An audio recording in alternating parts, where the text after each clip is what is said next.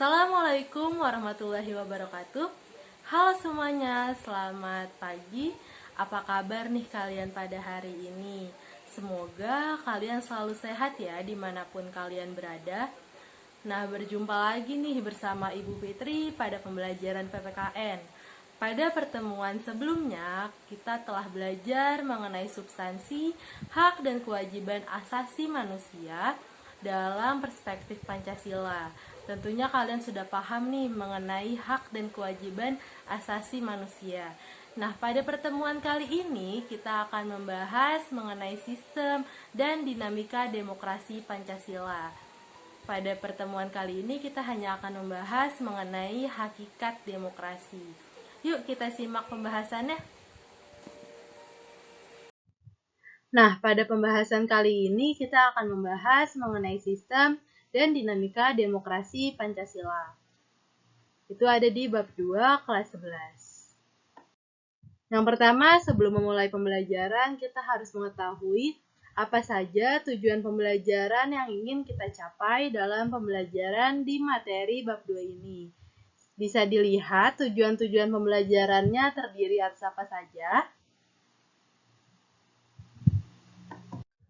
Nah, sebelum masuk pada materi kali ini, coba kalian perhatikan kedua gambar tersebut. Apa yang ada di pikiran kalian ketika melihat kedua gambar itu?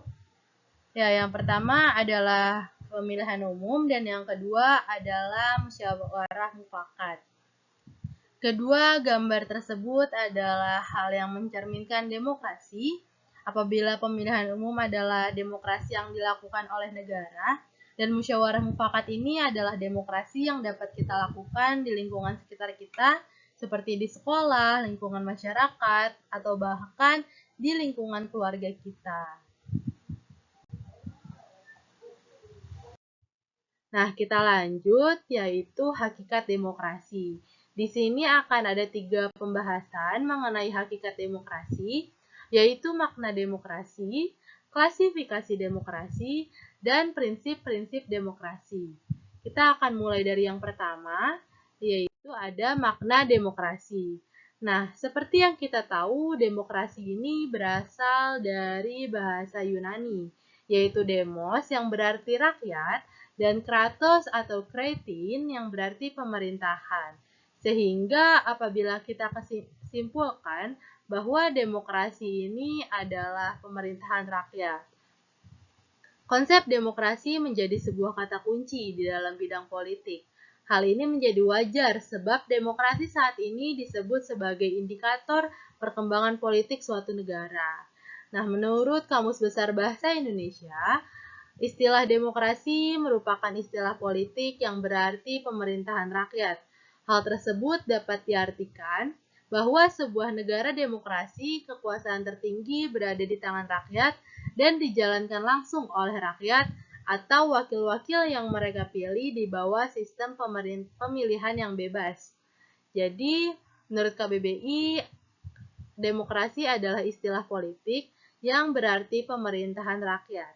Nah, jadi rakyat ini dia ada pada sebuah kekuasaan tertinggi dan juga dijalankan oleh rakyat maupun wakil yang telah dipilih melalui pemilihan.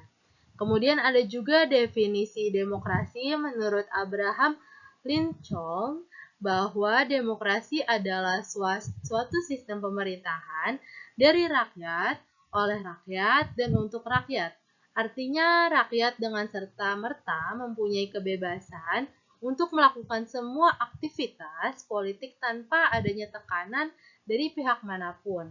Karena pada hakikatnya yang berkuasa adalah rakyat untuk kepentingan bersama. Jadi, demokrasi adalah landasan dalam menata sistem pemerintahan negara yang terus berproses ke arah yang lebih baik. Dalam proses tersebut, rakyat diberi peran penting dalam menentukan atau memutuskan berbagai hal yang menyangkut kehidupan bersama sebagai sebuah bangsa dan negara. Jadi dalam demokrasi ini sebenarnya berbeda dengan kebebasan, namun sering dipakai secara timbal balik. Sebagai suatu konsep, demokrasi adalah seperangkat gagasan dan prinsip tentang kebebasan yang juga mencakup seperangkat praktik yang terbentuk melalui sejarah yang panjang dan juga berliku-liku. Jadi, demokrasi ini dapat kita simpulkan adalah pelembagaan dari kebebasan.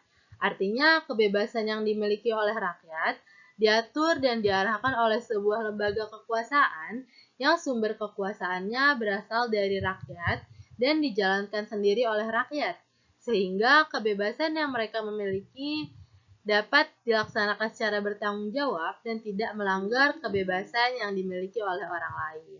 Seperti yang kita tahu, setiap orang juga memiliki kebebasan masing-masing.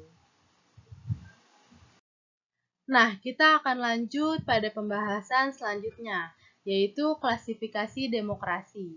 Demokrasi telah dijadikan sebagai sistem politik yang dianut oleh sebagian besar negara di dunia.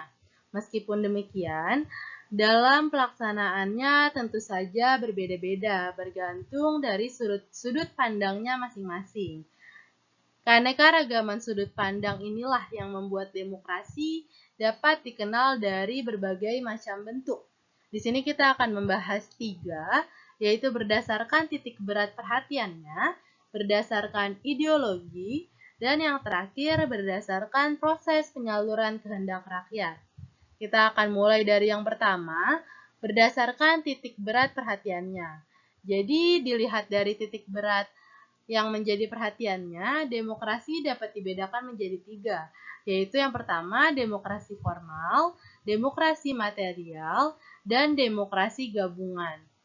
Nah, demokrasi formal ini adalah demokrasi yang menjunjung tinggi persamaan dalam bidang politik, tanpa disertai upaya untuk mengurangi atau menghilangkan kesenjangan dalam bidang ekonomi.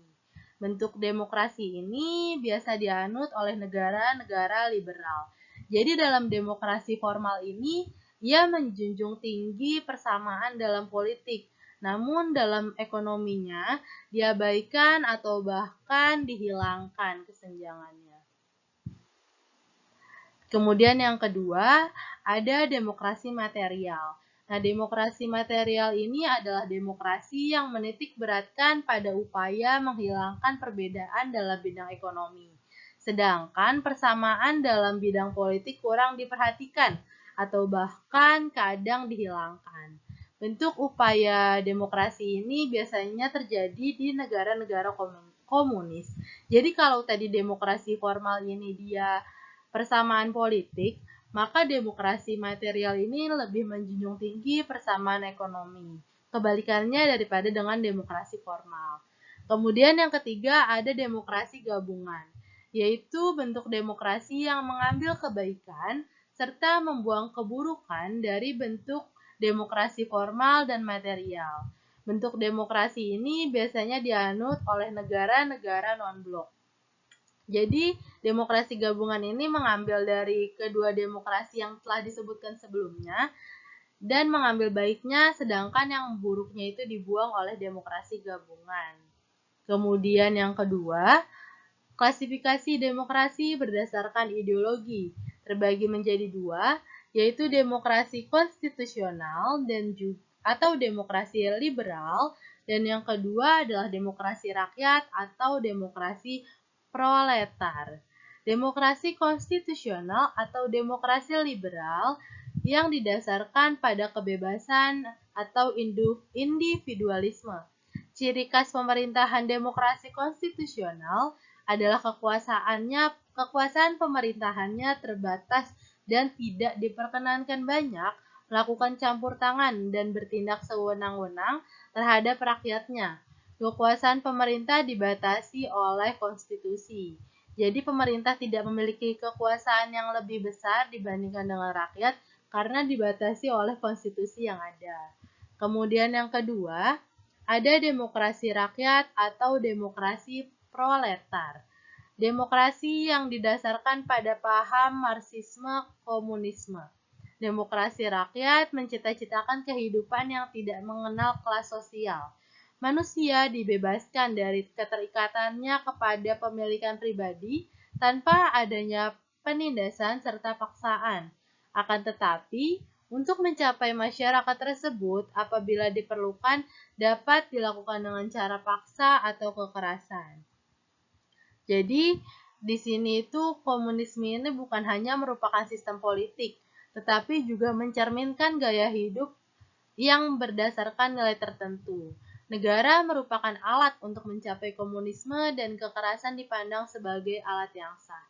Jadi dalam demokrasi ini adalah kebebasan yang terlalu bebas oleh rakyat. Negara hanya menjadi alat untuk mencapai komunisme dan juga kekerasan yang ada dipandang sebagai alat yang sah.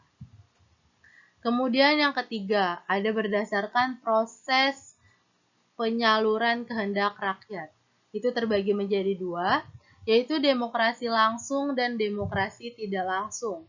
Demokrasi langsung adalah demokrasi yang mengikutsertakan setiap warga negaranya dalam permusyawaratan untuk menentukan kebijaksanaan umum negara atau undang-undang secara langsung.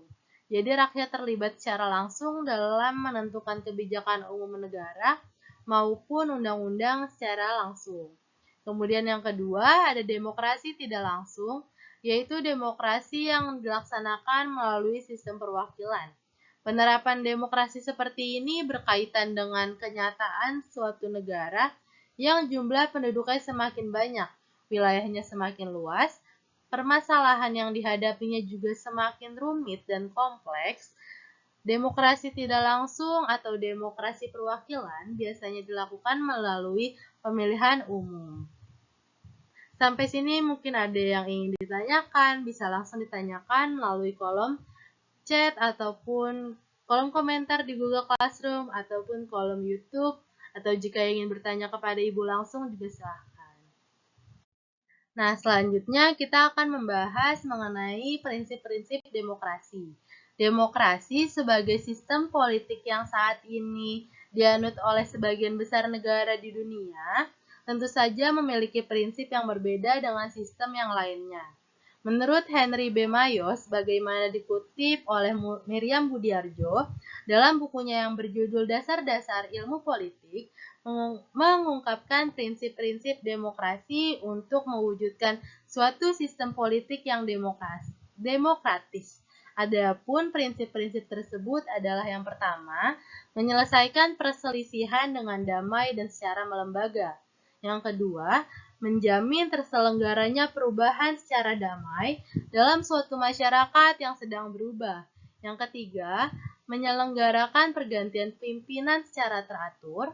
Yang keempat, membatasi pemakaian kekerasan sampai minimum. Yang kelima, mengakui serta menganggap wajar adanya keanekaragaman. Dan yang terakhir, menjamin tegaknya keadilan. Nah, selanjutnya ada juga prinsip-prinsip demokrasi yang telah dikemukakan oleh Alamudi, sebagaimana dikutip oleh Sri Wuryan dan Saifullah dalam bukunya yang berjudul Ilmu Kewarganegaraan, bahwa suatu negara dapat disebut berbudaya demokrasi apabila memiliki soko guru demokrasi sebagai berikut. Yang pertama, kedaulatan rakyat. Yang kedua, pemerintahan berdasarkan persetujuan dari yang diperintah. Yang ketiga, kekuasaan mayoritas. Yang keempat, hak-hak minoritas. Yang kelima, jaminan hak-hak asasi manusia. Yang keenam, pemilihan yang bebas dan jujur. Yang ketujuh, persamaan di depan hukum. Kedelapan, proses hukum yang wajar. 9, pembatasan pemerintah secara konstitusional. 10, pluralisme sosial, ekonomi, dan politik. Dan yang terakhir, nilai-nilai toleransi, pragmatisme, kerjasama, dan mufakat.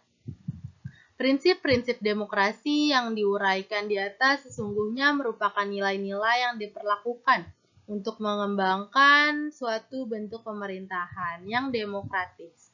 Berdasarkan prinsip inilah, pemerintahan yang demokratis dapat ditegakkan.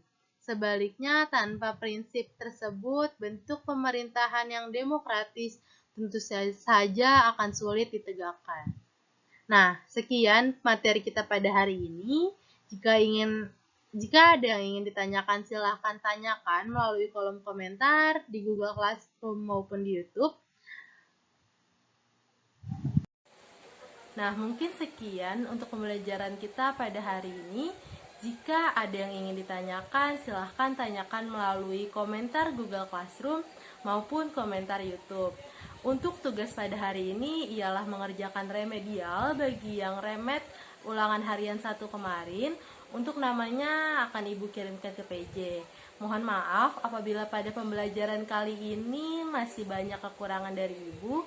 Sekian, wassalamualaikum warahmatullahi wabarakatuh. Sampai jumpa di pertemuan selanjutnya.